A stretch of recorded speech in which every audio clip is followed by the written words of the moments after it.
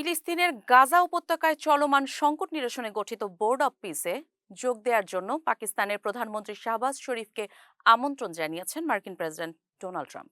রোববার 18 জানুয়ারি পাকিস্তানের পররাষ্ট্র মন্ত্রণালয়ের এক বিবৃতিতে এই আমন্ত্রণের বিষয়টি নিশ্চিত করা হয়েছে।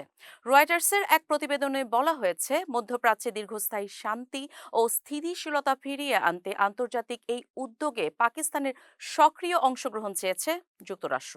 পররাষ্ট্র মন্ত্রণালয়ের মুখপাত্র এক বিবৃতিতে জানিয়েছেন, পাকিস্তান শুরু থেকে গাজায় শান্তি ও নিরাপত্তা বজায় রাখার পক্ষে বিশ্বব্যাপী চলমান কূটনৈতিক প্রচেষ্টার সঙ্গে যুক্ত রয়েছে।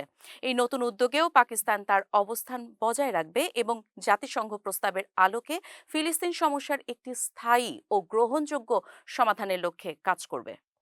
এই আমন্ত্রণকে কেন্দ্র করে আন্তর্জাতিক মহলে গাজা পরিস্থিতি নিয়ে নতুন করে আলোচনার সূত্রপাত হয়েছে।